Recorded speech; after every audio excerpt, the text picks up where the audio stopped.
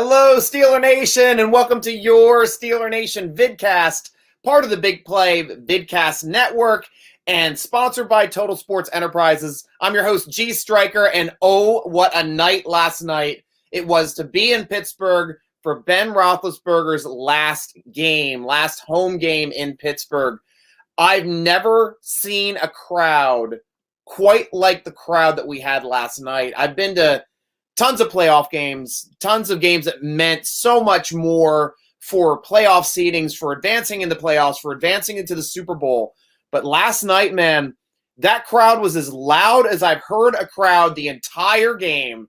Everybody on every big third down call, every fourth down call, quiet when Ben was on the field, even though he got a little excited at times. But the crowd quieted down pretty nicely until that last snap of the game. But most importantly, and the thing that I've never seen in Pittsburgh, this was a late game. Monday Night Football. We all have work the next day. Monday night, midnight, nobody left the stadium. Not a single Steeler fan walked out of that stadium. Aisles were clear. A couple Browns fans would trickle out by the end of the game, but a good amount of Browns fans stuck around also to see their Findlay, Ohio native take a curtain call there on the field. And just the way he went about it was just, I was just in awe. I was absolutely in awe of the whole situation. The only thing that was somewhat distracting to me was kind of like the media hovering around him. It was really hard to see Ben in the stadium because the media was like 20 people deep all around him. It was insane. It was really difficult, I think, to get a good picture. But man, like, just talking about the game itself before we get to the post game, what a great RPO read from Ben to DJ on that touchdown. I mean, everybody thought it was going to be run. Thought it was run the whole way. Pulled it in, hit him on the hitch right over the middle, touchdown. DJ with still a great season. I know offensively we didn't put up a lot of stats, but we'll talk about that in a little bit. The defense also getting the ball back last.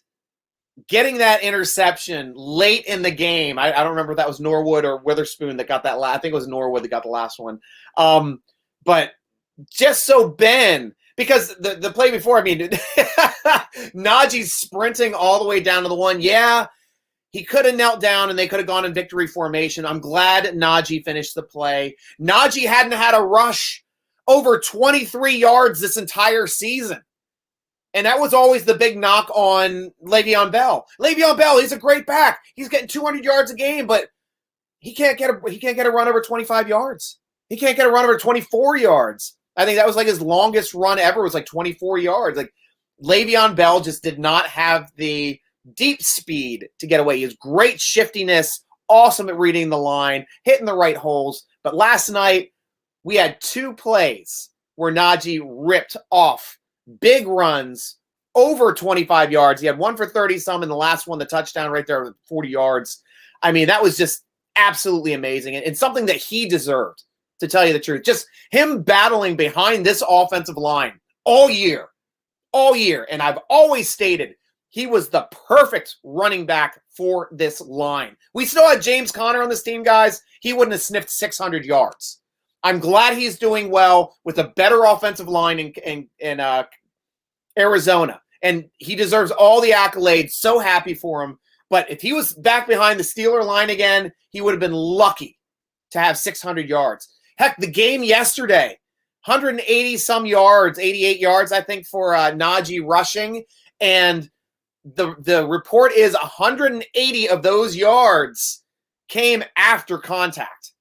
That's the type of running back we needed. We needed a running back that was strong enough to churn out the tough yardage, fall forward, keep those knees churning, keep the pile moving, breaking tackles, stiff arming and face planting cornerbacks and hurdling over them. That's our guy, man. I mean, to me, it was almost like a microcosm changing of the guards because we are going from this Big Ben offense. It was Big Ben's offense. He's throwing the ball, distributing it to everybody across the field, tight ends, receivers, running backs. didn't matter. He was going to get the ball down the field, find a way to win, and whether it was ugly or not. Ben knows ugly, but it doesn't matter if it's pretty or not. If it's a win, it's a win, and that's what we root for in the NFL. But Naji, you're packing on this 200-yard game, 188 rushing, 18 yards receiving, over 200 total. Breakout game, especially at the end of the season. I know, to me, I think Green hit the rookie wall. I think he's done. I talked to a lot of linemen about it. Zach Banner, Pouncey mentioned it as well when I talked to Zach Banner about that story about Pouncey. And the rookie wall is a real thing. After week 13, 14, 15 is when some rookies start to slow down, especially linemen, and especially if you're a starter. Like if you're getting spot play, like a guy like Loudermilk, he's not going to hit a rookie wall because he's been limited on snaps all year. But you got your guys that are starters all season. Moore is doing an excellent job, though he got a little banged up in the game. Green, he was doing well, but he got banged up at the end of the season. And of course, he started to get a little slower as the season went on. J.C. Hassenauer coming in looked great. Had a great game. A big reason why we got some good holes. He and Leglue. We know Leglue can rush block as well. So those guys did a good job in those guard and the left guard tackle or left guard center spot. It didn't really help make some nice holes for Naji and wait for Naji just to finish it off in spectacular fashion with that huge touchdown. I know the crowd was like there. I mean, don't get me wrong. The crowd would have been excited to watch the victory formation at the 1-yard line. We still would have loved it. But if Naji would have stopped and not scored that touchdown, it would have been a little rough for Steeler Nation to take, especially with how hard it's been for the Steelers to move the football. Haven't had a long touchdown in, I don't know, forever. I remember when Jerome Bettis had a 50-yarder once on a 4th and 1 at midfield against Atlanta Falcons. That's like the only long Super Bowl. Jeez, Fast Willie Parker. I can't forget Fast Willie Parker. He had long touchdowns. Longest touchdown in Super Bowl history. Sorry, I see you right here. Is it over my shoulder here? Nope, that one's Harrison. That one is, Fast Willie Parker. Longest touchdown run in Super Bowl history. Longest play in Super Bowl history right here with James Harrison running down the sideline against the Cardinals. But that's, it's nice to see Naji has that blend. Size, speed, athleticism, hands, elusiveness, power. He's got it all. The guy fills up all the stat lines on Madden, man. He's going to be a hell of a player, especially when this line improves and we get some more draft picks, maybe bringing in some vets this year. But this is the new offense moving forward. We get a new quarterback next season. We got to take pressure off that quarterback. It's Naji's show. And he's showing I don't know, this guy's an aberration. There's no rookie wall for Naji Harris. We're week 17 and or 18, so week 18, and he's ripping off a 200-yard game. Still getting every touch. Still not fumbling the football, knock on wood. Has not fumbled the football once this season. That is amazing. No rookie mistakes out of the rookie that's playing like a leader and he's playing like a vet. And it was great to have him be a big part of that game. But so great that the defense was able to get that ball back one last time for Ben and make that happen so that he could kneel it down. Last play of the game. I was emotional watching it. I know you guys were too. Let's get to your comments too on this because I want to hear what you were saying before we start talking about the walk around and how long I stayed in the stadium afterward. First question coming in. Oh, sorry. Here we go. First question coming in from Big Cab. Go Brownies. Hey, that's fine. If you're a Brownies fan, I'm happy to have you. I go over on the reflog over there with the Browns last week. I love those guys. Best team won last night. I don't know why the Steelers can control both lines of scrimmage only against the Browns and no other team. Doesn't make sense to me. But I've got nothing against the Browns. Our little brother to the north. I will always have respect for you guys. You guys have a tough rooting. And you guys have rooted through more tough times than just about any franchise. So I respect the hell out of you guys. Ciao, Dad. Good to see you, my friend. How you doing? Happy New Year, man. Green is undersized and underpowered for a center. He'll need to beef up in the offseason. Completely agree. 100% agree, Ciao. And I was starting to say that too. His athleticism, off the charts. Off the charts. Gets up his endurance. Hits a weight room this whole offseason. Big plan to build some pounds on that guy too, so he can have some power to go with that athleticism, and I think he's going to be a great player. And whether or not the Steelers decide to keep him at center, maybe we draft another center, maybe we bring in another center, move him to guard. That's an option. There's an option in my head. I don't know if anybody else is thinking this, but my option is to put Kevin Dotson back at right guard. He was a right guard all through college, all through high school. The NFL is the first place he ever played left guard. And I think he should honestly be the Steelers' right guard because that's his prime spot. And hopefully he can be even better for the Steelers' running game because he was a monster. He was a steamroller when he was playing over there at, oh goodness, where was he at? Was he a Raging Cajun? I think he might have been a Raging Cajun. Yeah. But that whole right side of that line was amazing. That was a great, great offensive line. Ciao again. Naji is a beast. Hell yes, he is. You cannot question Naji's beastities. The barbarian! Oh, the brobarian back again. I always misread that. I'm getting old. My eyes, they don't see like they used to. But just got here. Hello, Steeler family. Hello, brobarian. Welcome back to the show. And let's talk about the swan song of Ben coming off the field. You know, making that final kneel down. His whole team coming around him, giving him hugs when that happened. Also got to make a shout out, too, when at the coin toss, you got the three leaders of the team for offense, defense, special teams, DJ Watt, Derek Watt, you had Hayward, and Ben all ready to walk out on the field, standing on the sideline together. They go to walk out. They let Ben go ahead. They stay behind, and they watch him, and Ben just shakes his head. You sons of bitches.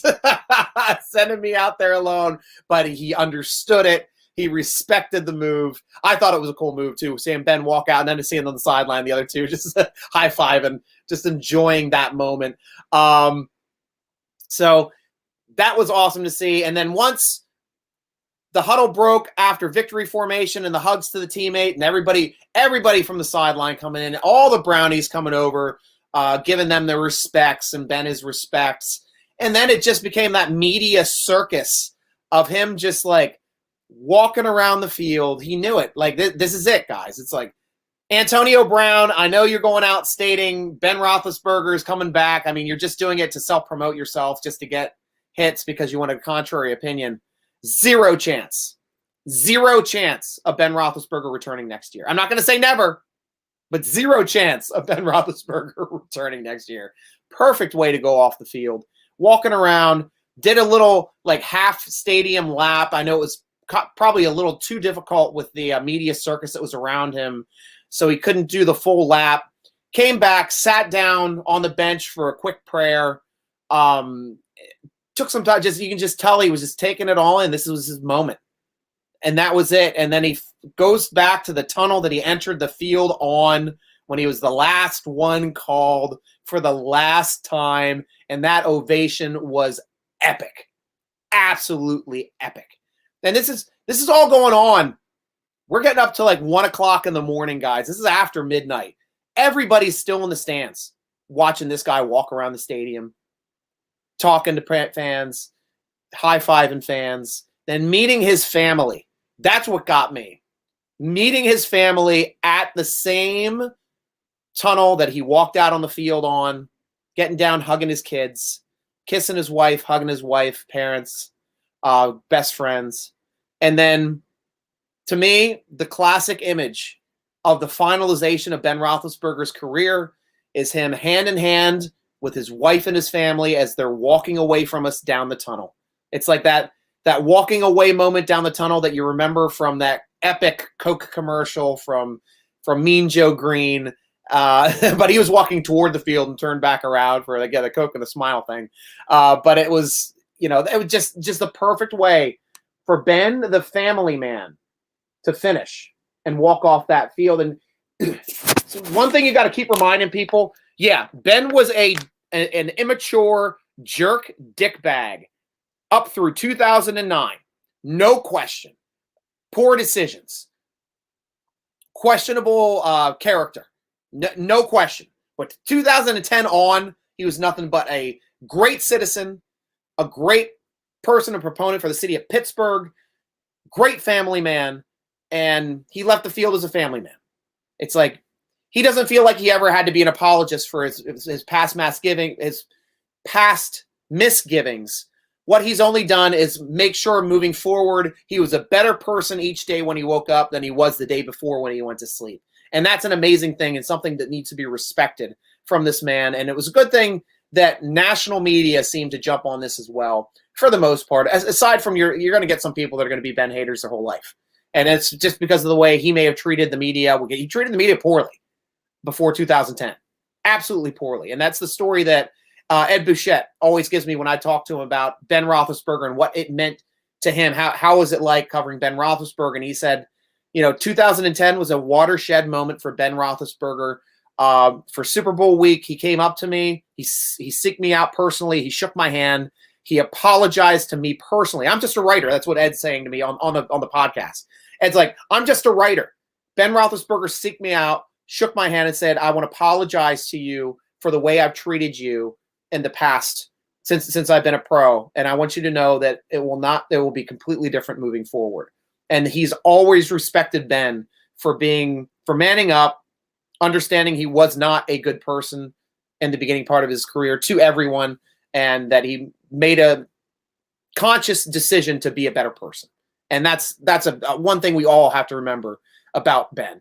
Bro Berrien, offensive line synced, which helped the running game and helped the defense stay up and energized. And that crowd helped that defense stay energized. It was the loudest crowd on every third down. Didn't matter if they got a first down. Didn't matter if the refs were like gifting them first downs on pass interference calls that we're not getting the exact same call when we're getting hit early on them, but we're getting bang plays called on us. Absolute bunk. And that one was uncatchable. That 4th and forever was uncatchable. No chance of making that catch. Doesn't matter if he hit him. Uncatchable. Horrible call. Absolutely horrible call. But you're right. Offensive line was synced. Great to see the running game really carry that, especially since Ben had poor statistics. And that's one thing we got to talk about too, Steeler Nation.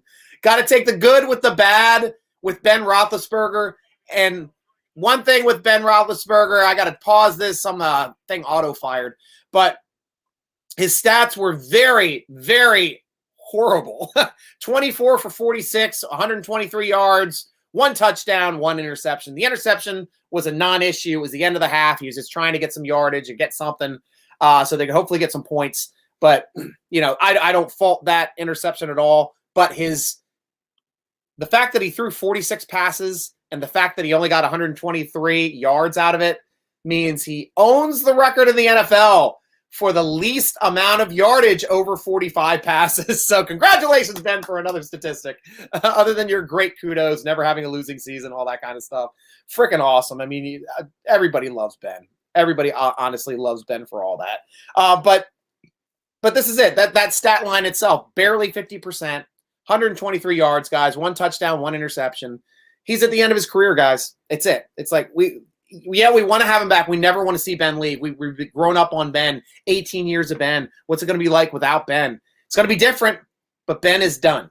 This is it. This is like everything's starting to deteriorate. He's like Manning wasn't his last season, but their defense was good enough just to get him over the hump and get him into the Super Bowl and win one more. Because in my opinion, he never won a Super Bowl. Manning never won a Super Bowl. He had his running back win it, the first one.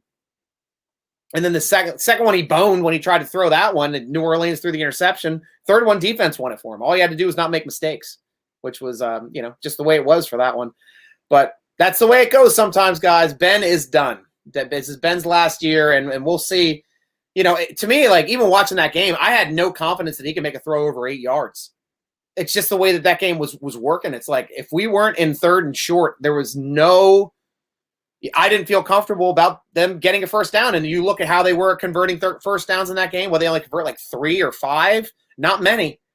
Yeah, we converted a couple 4s over top of that too, but not very good in the 3rd down department. But we were all. I was saying at the end of the season, we're trying to make the playoffs. We're going for it on 4th downs more often than not. And that's one thing that we always see out of Tomlin. For everybody that doesn't like Tomlin the most, he's going to make sure he puts his team in a position to win. He is.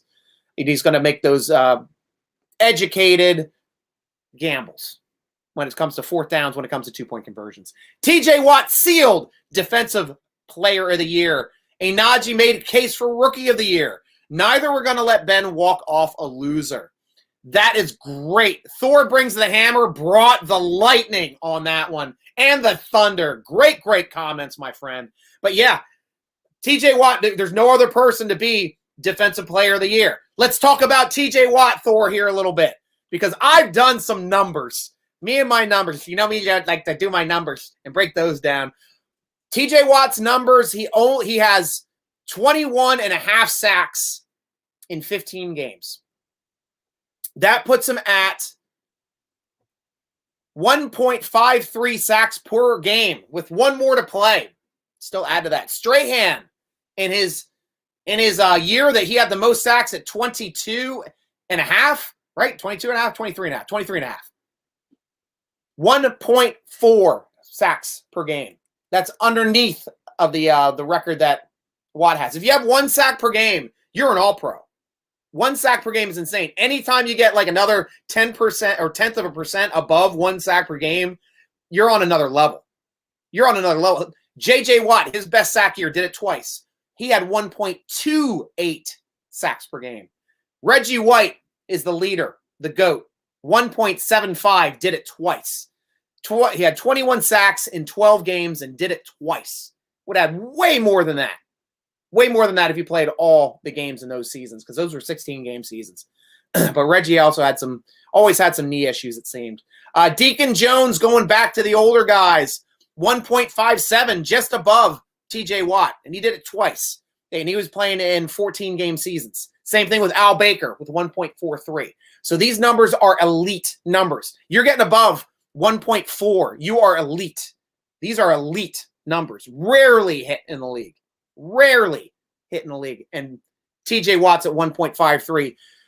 You know, I don't see how Myles Garrett is even in the freaking conversation about Defensive Player of the Year. He's not. He is not. He's had so many games where he's done nothing. And what does Watt do in this game? Not only does he get 4 sacks, come on, stop auto-firing, you damn, every time I open up the damn window.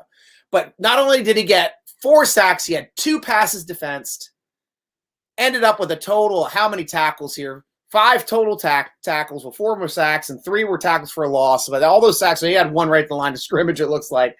So what a heck of a game out of that guy. Alex Highsmith, too, on the opposite side of him. Let's talk about Alex, too. 7 tackles, 2 sacks, 3 TFLs, coming through and hitting the gaps hard in the run game. He had an excellent game last game. Cam Hayward again, monster. 4 tackles, 1 sack, 1 TFL, 2 passes defensed. Guy's a monster. Spillane with 8 tackles and a TFL. And then you had interceptions coming in. Mondo got a sack. Tuska got a sack. We had 2 interceptions in this game, both in Norwood and Witherspoon. Witherspoon with 3 PDs, man. Witherspoon put it together last game. I know they were staying away from Hayden for the most part, had that 1 PD in the end zone, great one. But yeah, this game was like Witherspoon's to shine. And he's shown, because they were trying to pick on him. They were. And they just couldn't, because he played an excellent, excellent, excellent game. What do we have here comment-wise? That was the one we just saw with Thor brings the hammer. Next comment, chow chow dad. The look on Ben's face when he saw the interception and knew he'd do the kneel down. Oof, right, again, the feels. Ooh, right in the feels. Oh, man, there were so many feels on there. Like, I sat there in the stadium till it cleared. And then I just walked down to the field. Like, I just couldn't leave.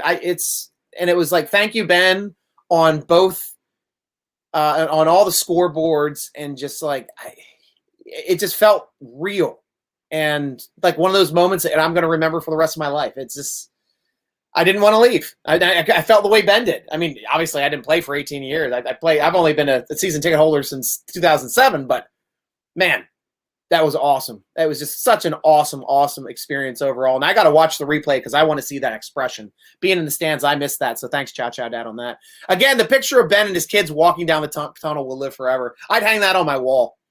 I would hang that on my wall. Won't lie. Won't lie. I've got the tackle. on my wall where he dives and he makes the tackle in that big 0-5 run against the Colts to seal that victory, at least make it for a long field goal attempt that Vander shanked to finish that game with he missed it by 3 different people in 3 different connotations. Freaking amazing. Absolutely amazing. Oh, Thor brings the hammer, bringing it back. Aaron Rodgers will be a Steelers quarterback next year. I'd love to have that, Aaron. I am 100%. I'm sorry, Thor. I'm 100% fine with Aaron Rodgers. I'm 100% fine with Wilson as well. Those are the 2 guys I want. Wilson or Rodgers. Anybody else for a vet that's movable, I don't want them. I don't want that. Those 2 guys are champions. They know how to win Super Bowls. They would both do well in our system, but we got to help out our offensive line a little bit because neither are super mobile, but they are both more mobile than Ben. But Aaron Rodgers can at least still make every throw on the damn field, and that is fun to watch too. I wouldn't be upset with either of them, to tell you the truth. Though I think Wilson's going to be a better locker room guy. I'm not sold on Aaron Rodgers being a team guy. I'm just not. With that vaccination stuff that happened, him trying to lie about it, him being upset about Green Bay and disgruntled for the past couple of years on ownership and coaching. It's guys like that are they're not happy when they make it to NFC championship games every year. I don't understand it with that guy. Just don't. Ciao, ciao, Dad. Ben fell into the same trap. So many other people got massive fame early. He started to believe the hype. Yeah, but I mean, yeah, he had 6 stuff, like 15 straight wins to start his career. Super Bowl in his 2nd season. Like, he didn't start to come down to earth until after that 2nd season when he banged his head off of that car, making a Pittsburgh left over in the hills. Nearly ended his career after that Super Bowl. Would have been something else if that ended differently. But fortunately, he came back and won one more Super Bowl in 2008. Got to another one in 2010. I went out to that one. Unfortunately, he didn't win that one. If he did, think about that. If Ben won the Super Bowl in 2010, would have meant 2 things. It would have meant, number 1, Aaron Rodgers would have never won a Super Bowl. That's number 1. Number 2, it would have been Ben Roethlisberger would have been a 3-time Super Bowl champion and would have always been stated and talked about as all the great Super Bowl winning quarterbacks. And that's one thing that I wish he did attain. But unfortunately, he fell just a little short in that game. His pick 6 did not help. And then, of course, the Mendenhall fumble late, and then not being able to finish that last drive on 4th down, which was just could have been another epic drive like the end of the Cardinals game, and I was hoping for it, but it just didn't happen.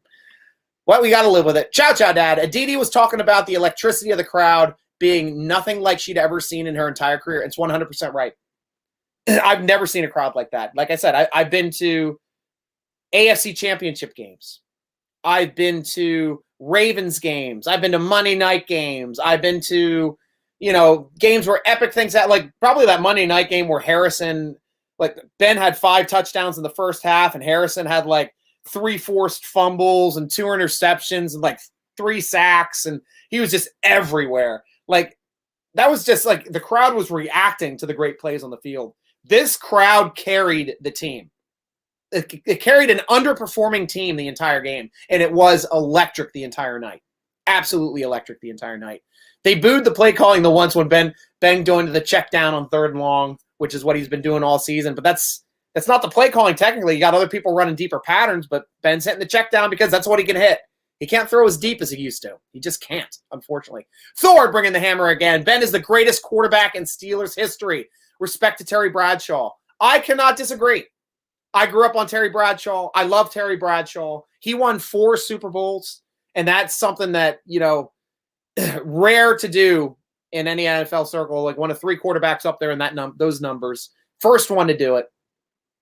Yeah, hell of a respect for him, but he's not the quarterback that Ben was. He did not have Ben's talent. If Ben lived in the 70s, this is one of those rare things where you're like, you can take a guy like Ben's size back in the 70s, he would have destroyed that league. He would have won like 10 in a row. The guy is like, just has that size ratio that would have just been impossible to stop. Absolutely impossible to stop. But yeah, what a great problem to have. 2 multiple Super Bowl winning quarterbacks in your franchise. I think San Francisco's probably the only other franchise that can tout that. Thor, he threw for 500-plus yards in the playoffs last year and lost, and a record low last night and won against the same team, right? Yeah, that was a necessity. He had to try to climb his back way in that game, but yeah, it's crazy. That's why he thought he could come back for one more ride. Because he did put up 500 yards, and that was his first game that he ever lost putting up 500 yards. Usually, if a quarterback is throwing for 500 yards, their team is losing, and they're trying to get their team back in it to win it, to try to get a chance to win it. And Ben's done that before, twice actually. He has 2 winning ones in regular season. Chow. Chase made good strides toward maturity the last couple of games. He fought his ass off in that last game, but couldn't reel them in. Yeah, he was trying. And Ben wasn't giving him the most accurate balls either.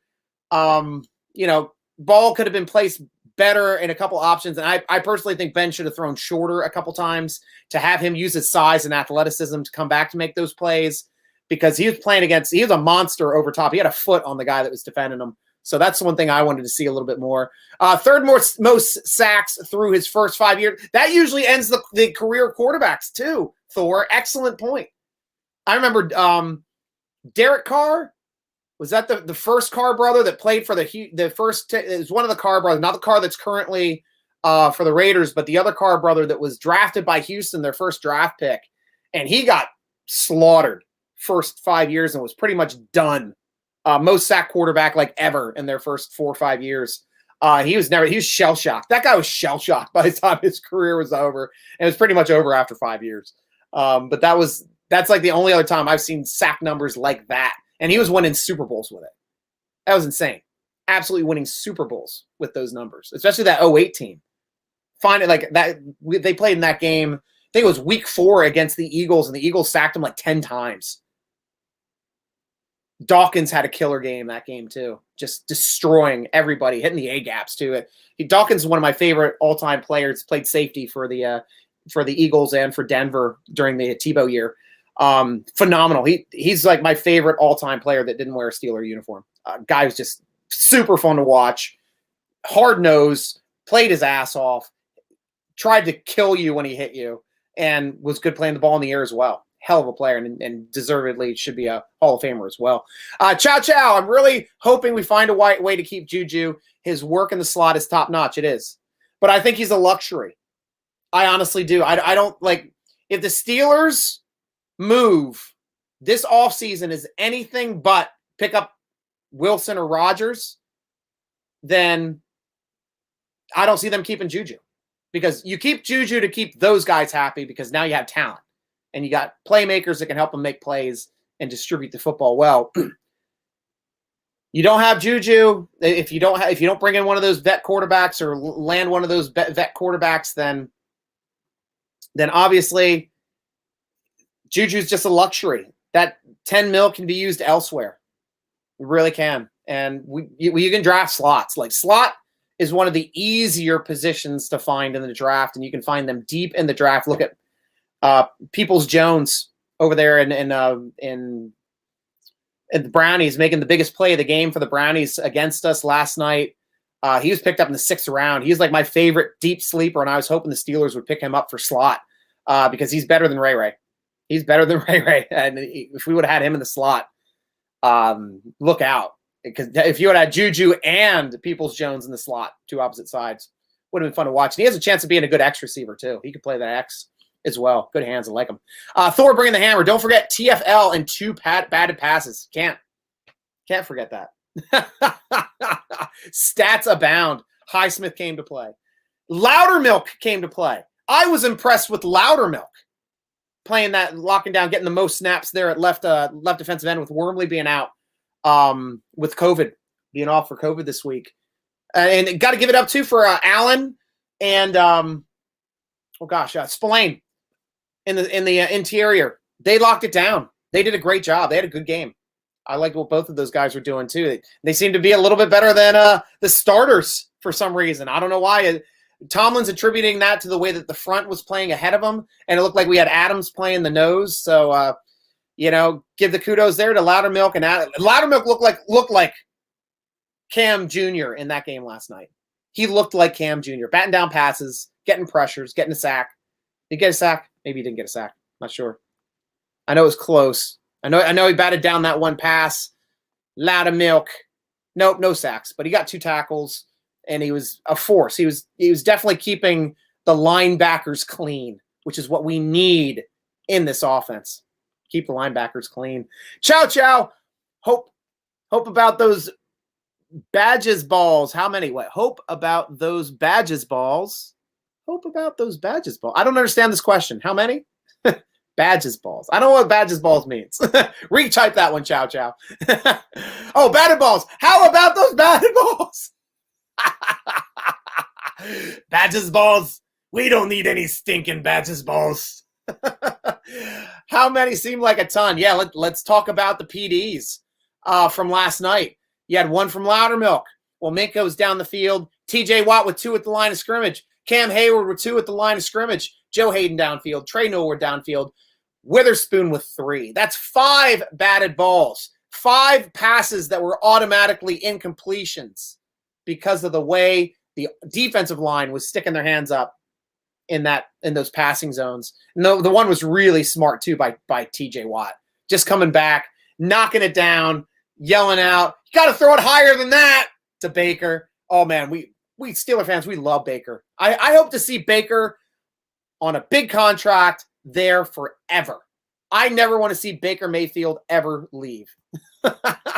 Because no matter what, he's going to give us a chance to win. He will always give us a chance to win. Bro, Barry and Chow, I agree. Chase is doing great. And it sucks with the only thing that sucked with Chase this year is his expectations. He's like, yeah, I want to go catch 14 touchdowns. He got 1. 1 so far. That hurts. And I'll tell you the biggest part of that is because Juju Smith-Schuster isn't on this field. Juju Smith-Schuster's on this field in between DJ and Claypool. You got a lot better production out of Claypool. So even more kudos to Deontay Johnson being able to do what he's done as the number 1 receiver on this team with no help. None. Washington. Who's Washington? Is he even on the field? We talk about Nate Washington. I think he has about as much stats this year as the Washington has on our team currently for this season. It's been really disappointing with Washington. He just can't get open. He cannot get open. He just does not have the quicks. He can only catch contested balls, and he has to use his size on them, or he has to get a lot of time to get that deep speed. It's unfortunate, but he's not going to be on the team next year. But Claypool would have done much better having Juju there to take some pressure off of him, making plays down the field and making plays. Yeah, yeah. I agree. We all agree on Juju. It sucks not to have him in there, honestly. Thor, feel bad for Mason. If he's the starter next year, he'll be crucified by fans like Stout was. Yeah, Stout was crucified, but nobody, in my opinion, nobody was crucified quite as much as Malone. Malone was the most hated quarterback, and that's just because the reason why they didn't draft Marino was because they already had Malone. That's what hurt the most. They didn't want to use 2 draft picks on quarterbacks, so they could have left Malone at wide receiver. He was a wide receiver his rookie season, hurt his knee badly, never was really the same after that, to tell you the truth. He was just a extremely below average quarterback in a rushing league, which sucked for me watching when I started watching Steeler football. Mason has a lot of room of growth. When he's mastered the playbook in college, you could see how good a quarterback he can be. And I will state, too, I think the only time we've seen Matt Canada's offense this season was in the preseason when Mason and Haskins were running it, and then the drive and the Detroit game with Mason playing. That's the only time we've seen Canada's offense, in my opinion. Like, this has been like Ben. It looks very similar to Ben's offense last year, and it's because we have Ben. Ben is limited. Ben can't make every throw anymore. He's a short, accurate quarterback inside of 8 yards, and he's trying to get the ball out quickly because he's not sure if he's going to be able to stand for longer than 3 seconds. 2 seconds most of the time. So that's why he gets that ball out in the second and a half. I would too. But yeah, that's been the offense because we have Ben. We get somebody else in there, they're going to actually run the offense, get somebody a little bit more mobile, a little bit more used to the RPO from the college game, which is the way college is played now. Like Ben didn't play the RPO. He was shotgun passing the entire time over there at Miami University for the Hawks. So, it's a different league and things switch, and now we're going more toward a running attack, and we're going to be a running attack next year. And having Naji as well on this team is going to really help him out. Really help him out. Thor again, 3 500-yard games, Stryker. Yep. And he was 3-0 in all 3 of those games. Check those out. If those are all the regular season games, Thor, I believe he is 3-0. And you go look at everybody else's win-loss numbers for a game where they've thrown over 500 yards, it's usually a loss. Peyton Manning's are losses because the teams are just trying to come back, or it's overtime. Sometimes they're overtime games as well. And it's a coin flip who wins in overtime. Barbarian, whole different type of defense in the 70s rules were exactly. Not so easy for the quarterbacks. Yeah, up until the Mel Blount rule, like essentially defensive backs, linebackers could mug any receiver, tight end out of the backfield the entire time, could basically hold, manipulate them, hands all over them the whole way down the field. Didn't mean anything. That's just the way the game was played until the Mel Blount rule saying can't touch them after 5 yards. Can't touch a receiver after 5 yards. That's the rule now. And it opened up the game, and it's even made the game easier as the rules have even started coming on. Now that this is a passing league, which, up until about 10 years ago was a rushing league. And then we've swapped over to this passing league, and now you're starting to see the pendulum swing back because you have so many passing teams, and it's a passing league, and all the great defenses are made to stop the pass. Now you have Tennessee shooting back out there with a running offense. Baltimore shooting back out there with a running offense. New England shooting back out there with a running offense, and they're winning games. They got an MVP out of Lamar Jackson doing that. We're laughing at them the 1 year they drafted 3 tight ends. They're stupid they are. Drafted 3 tight ends. What they do? Run down everybody's throat. They don't need to catch passes. They need 1 to catch passes. The rest of them are there to help rush it down their throat. We have to get somebody from the draft. No quarterback was coming here with that young offensive line. Yeah, I'm starting to lean toward the spot here. Yeah, I'd like Kenny Pickett. It would be fun to have him Pittsburgh to Pittsburgh. But to tell you the truth, this team needs to build. We are in rebuilding mode. 4 offensive starters. Loudermilk started a game. Trey Norwood started. He was a week 1 starter. Presley Harvin started. I don't know if Waitman's going to be the punter moving forward. But I'll give Presley Harvin benefit of the doubt when he was dealing with a sick dad these last couple months. Lost his dad on Christmas morning. Missed a couple of the games because of a mourning for his father. He can take as much time as he can take this next game off for all I care. It doesn't matter. If his head's not in it, he needs to be with his family. And I fully respect that. If the same thing's with Tuitt too, fully respect that. Because sometimes we just had a big loss in our family at Thanksgiving as well. We're still not over it. We're still not over it. It's every holiday it gets worse when you're thinking about it, especially when they're young. Absolutely tough. Absolutely tough. Barbarian, we are keeping Juju, no doubt. Like I said, it's going to be a money thing. I think if we get a vet quarterback, we're keeping Juju. If we're not getting a vet quarterback, there's no reason to. Unless he's willing to pay, unless the numbers aren't there for a skilled big slot, though. Baltimore went out and tried to get him.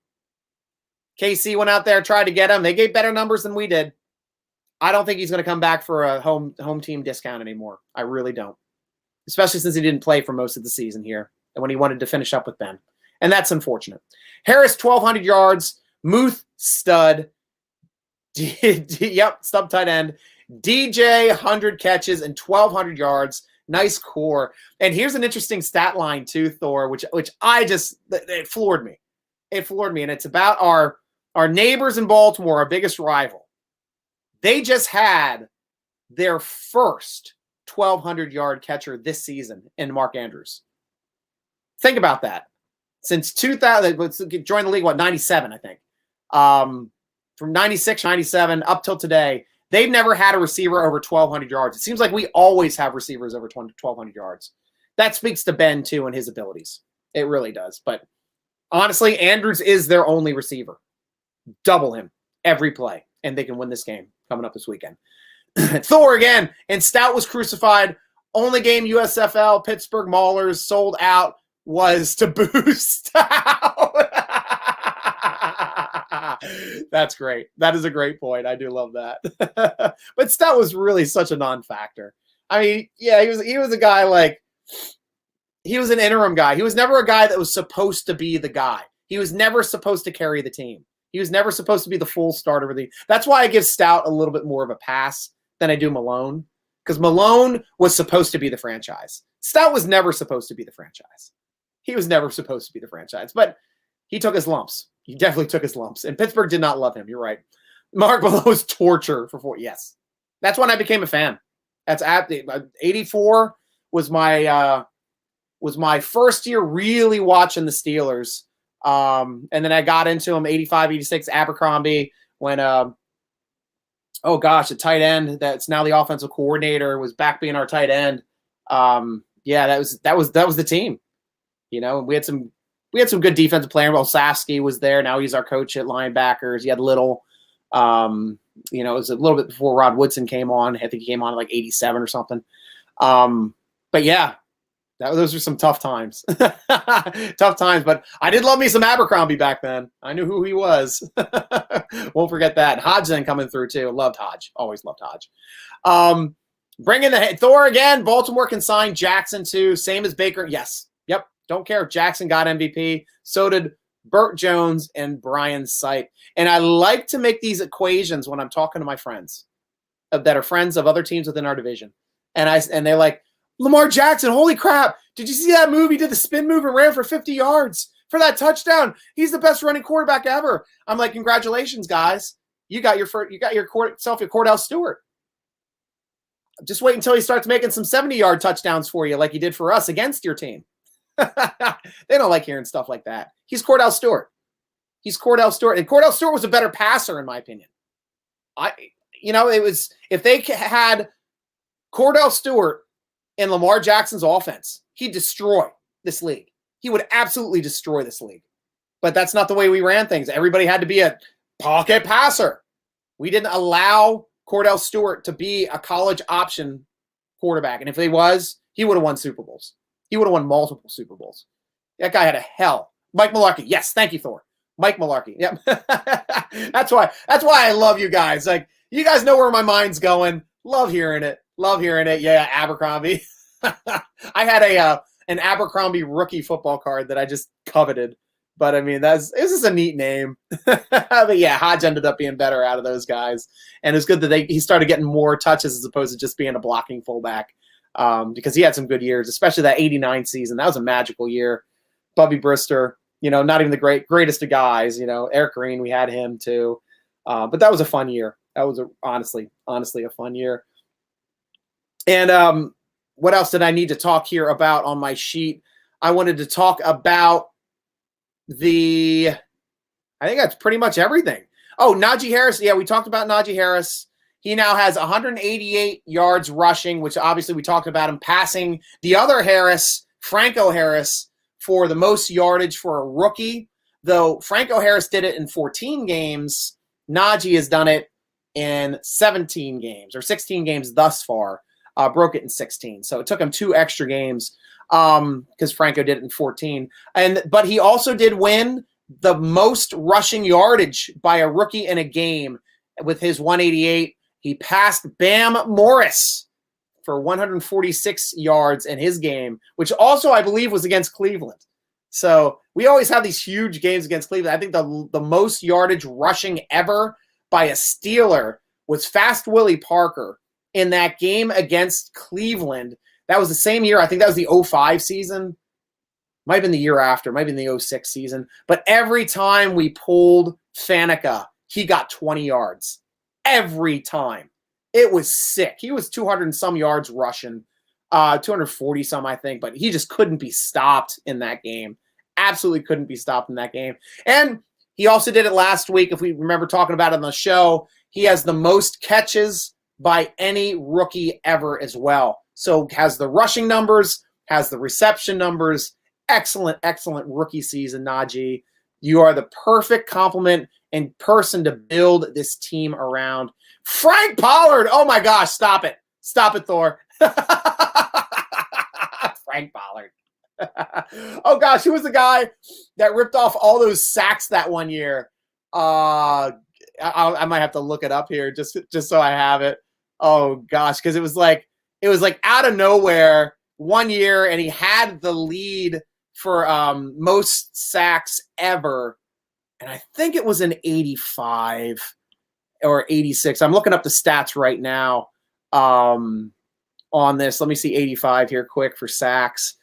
Nope, it wasn't, because we had 5.5 was the record by Keith Willis there in 85. 86, Keith Willis again with 12 and 86. And then we had, was it Merriweather? Sacks. Nope. It wasn't. It must have been earlier. It was 84. It had to been 84, the AFC Championship year. What do we do for that? Yep, Merriweather, 15 sacks in 84, which was the record until Harrison broke that his 1 year. And then, of course, TJ breaking the Steelers sack records in back-to-back years now. And one other thing, too, to talk about for the sacks is the NFL all-time single-season sack record, which is Michael Strahan, and that is at 22.5. That's one sack away from TJ Watt currently.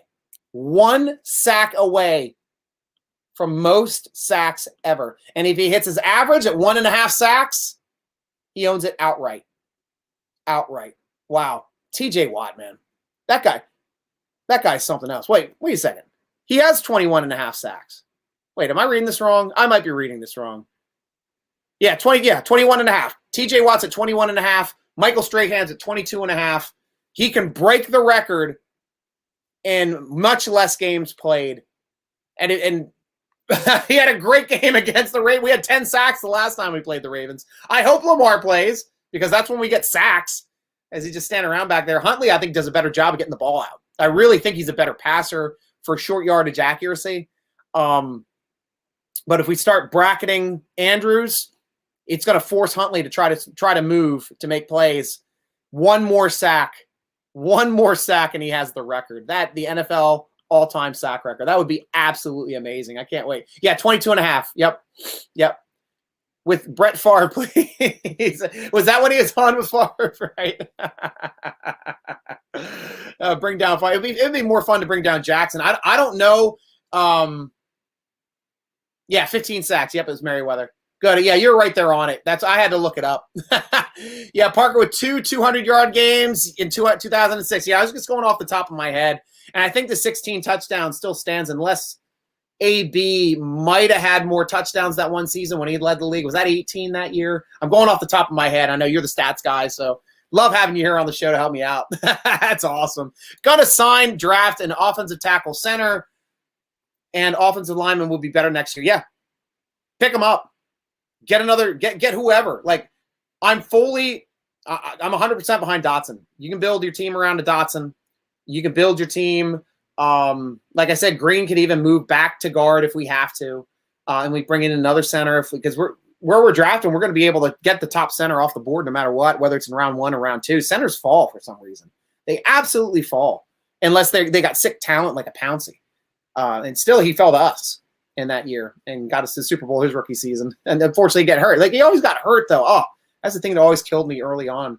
And then that one play when freaking DeCastro pulled and took out his leg and his knee that one season, that absolutely killed me. Yep, Barry Foster. I remember him and his year where he almost beat Emmitt Smith for the rushing title. And you remember that too, the steel wheels and Barry Foster, man. Cower loved that guy. And just a few short yards behind Emmitt Smith. And I think our game was before their game, and they just kept running Emmitt Smith until they got it. And then Emmitt Smith came off the field. I think they're playing prime timer that week, but it was sad to see because Foster was a hell of a runner too. And that team, that offensive line, but that's the difference. Like, Emmitt Smith's offensive lines and Barry Foster's offensive line for that year, they were bulldozing people, man. They were throwing people out of the way. Open up the holes for Emmitt Smith, Barry Foster. This team, 188 yards, 181 of them coming after contact. That is not something that Emmitt Smith or Barry Foster could do. They were powerful guys. They're going to drag you down. They're not ripping off 40-yarders too either, like very often. But those guys were power backs. They're more like a Bettis. Bettis was a power back.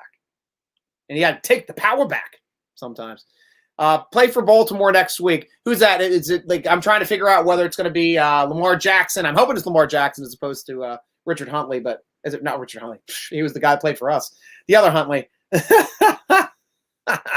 He was our running back. I do that. I have this name association thing. It just clicks to the wrong person. I love that. Absolutely love that. 3.5 sacks by Watt versus the Ravens and 1 forced fumble last time. That would be epic. That would be epic. Now, how crazy would it be, too, Steeler Nation, to have Derek Watt get MVP votes in Ben's last season when Ben has never once received a single MVP vote in his entire 18-year career, which is asinine. Absolutely asinine. But it's the way it goes sometimes. Some people don't like Ben, and he was a jerk early on in his career, which meant like he wasn't getting accolades down the pike. Brown's best was only 15. Great. So it was the 16 then was the record then that we were talking about. Yeah, okay, cool. Yeah, I wasn't sure if he had 18 or not that season. I couldn't remember for sure. But thanks for correcting me on that, Thor. I appreciate that. Martavius Adams, though, can't wait to see him versus that team from Baltimore. Yeah, you need him. We need him. And they have big guys in the middle, too. J.C. Hassenauer showed he's in Leglue. Those guys are run blockers, man. Those guys are run blockers. I mean, we don't have to pass it 46 times, for God's sakes. When we get 1st and 5, we can run it all 3 times, for God's sake. I know it's Ben's last game, but we're trying to win it, for God's sakes. Rock to the Naj. Rock to the Naj. Rock to the Naj. And that Baltimore team will be looking to stop TJ Watt at all costs. Yeah, they will. But I mean, it's their style of play, though, Brobarian. It's their style of play. They're a rushing offense. And when they go to pass, they're also looking to run. So they end up staying in the pocket a little bit longer to try to open up some running lanes. So when they still get tackled behind the line of scrimmage, sometimes it's still listed as a sack. And that's why we got so many on Lamar last game. I mean, it's just the way, like, he should have been ripping us, but we were containing him the whole game. We play the contain game, so they can't do those rushes. Everybody's already in those outside contain lanes. As soon as he tries to run, sack. That's how we got so many against them the last time. It's just the way that the numbers are made. Absolutely, it's the way it goes.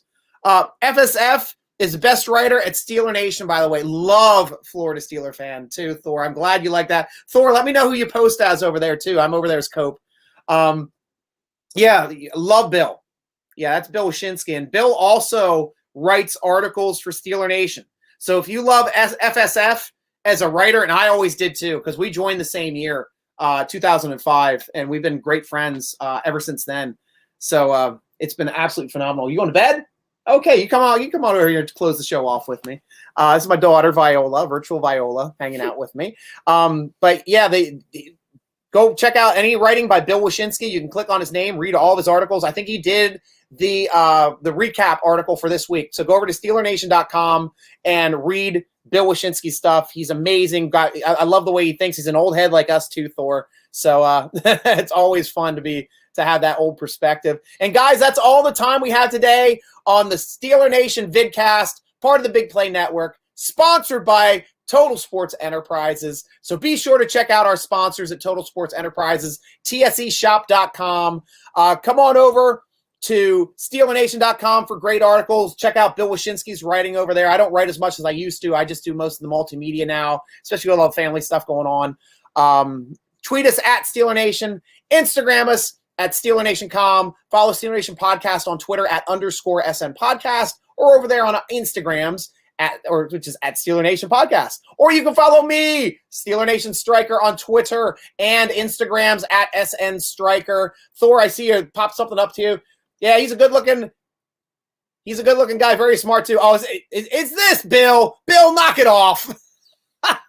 And Bill, you owe me, baby. Steelers won by 2 scores. What was that? Now makes so much more sense, Bill. You got me. Yeah, what was our bet, Bill, that I won? Make sure to put that down here in the comments for everybody to read, because that was fun. Bill was trying to say we were like the '89 Steelers. No chance of the Steelers winning a game by more than 1 score. and it happened yesterday, and I shot him a quick tweet from the stands. Hey, Bill! That's all I needed to say. Hey, Bill! Exclamation point. We got that. Not only we get that, Coach, you're wrong too. I had a bet with Coach at the beginning of the season saying like I'd stake my reputation on Naji Harris being able to get a run over 25 yards. It took him till week 17, but he had 2 of them in the same game. 2 runs over 25 yards, and they're epic runs, especially that touchdown. Way to end that game. Absolutely, absolutely awesome stuff. Great, man. I'll be texting with you then, too, off of here. So, guys, thank you so much, Steeler Nation. I love this vidcast. Always love doing it. Look forward to it every Tuesday at 7. See you again next week. Hopefully, it won't be our last if Jacksonville finds a way to win after we beat the crap out of the Crows. But until then, it'll be Virtual Viola and myself rooting along with you, as always. Go